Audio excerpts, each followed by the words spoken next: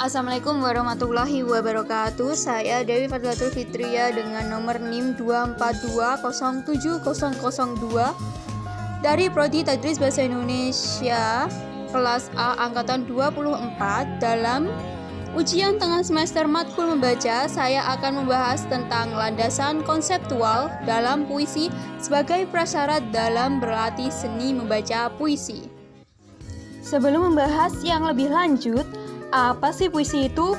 Puisi adalah ungkapan perasaan yang ditulis secara imajinatif dan diwujudkan dalam kata-kata kiasan yang berirama, bernada, atau dengan tipografi tertentu. Selain berisi ungkapan perasaan, puisi juga bisa berisi pengalaman-pengalaman pribadi, pikiran seseorang, pepatah, semboyan, bahkan doa. Sebelum membaca puisi, seseorang harus mengetahui dan memahami unsur-unsur yang membangun puisi. Unsur tersebut terbagi menjadi dua, yaitu struktur fisik dan struktur batin. Struktur fisik adalah struktur yang bisa dirasakan oleh panca indera.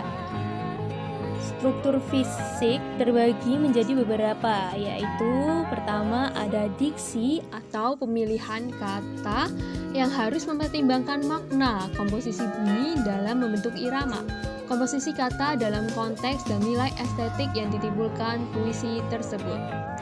Diksi yang baik berhubungan dengan pemilihan kata yang bermakna tepat dan selaras yang penggunaannya cocok dengan pokok pembicaraan. Sesuai dengan pernyataan ini, seringkali ditemukan penyair memperbaiki kata-kata yang telah dipilih sebelumnya.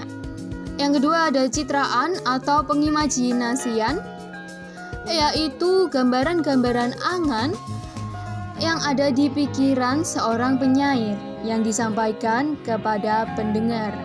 Yang ketiga ada bahasa kiasan atau permajasan, yaitu gaya bahasa yang menggunakan kata-kata kiasan untuk menyampaikan pesan yang dapat membuat ungkapan menjadi lebih menarik dan tidak membosankan bagi pembaca.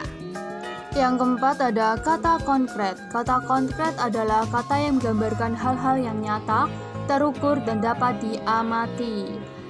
Kata konkret biasanya merujuk pada kata benda, orang, atau tempat fisik yang dapat dirasakan oleh panca indera.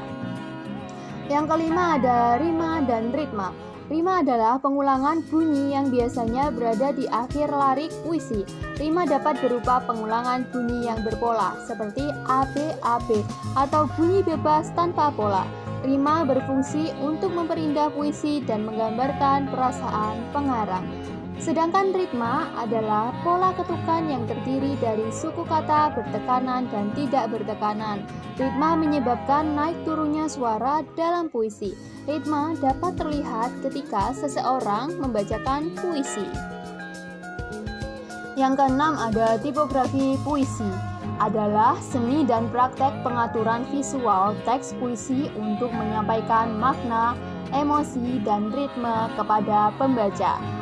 Tipografi ini mencakup pemilihan jenis huruf, perubahan ukuran teks, penataan teks secara spasial, penggunaan format yang tidak konvensional, penataan khusus yang memperkuat tema atau nuansa tertentu. Tipografi puisi dapat membedakan puisi dengan novel, cerpen, ataupun drama.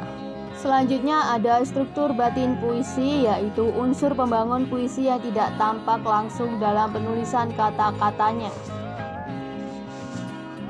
Struktur batin puisi terbagi menjadi beberapa, yaitu pertama, tema, pokok persoalan yang disampaikan penyair dalam puisinya.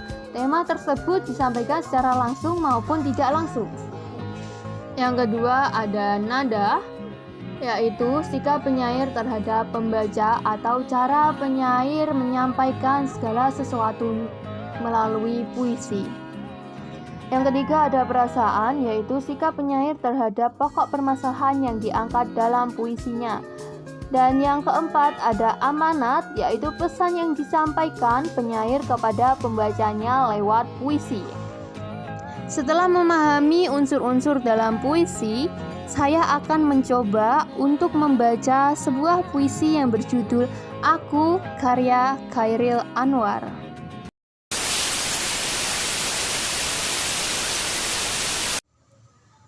Aku, karya Chairil Anwar. Kalau sampai waktuku, ku mau tak seorang kan merayu. Tidak juga kau. Tak perlu sedu-sedan itu. Aku ini binatang jalang dari kumpulannya yang terbuang. Biar peluru menebus kulitku, aku tetap meradang, menerjang. Luka dan bisa ku bawa berlari. Berlari hingga hilang pedih perih. Dan aku akan lebih tidak peduli.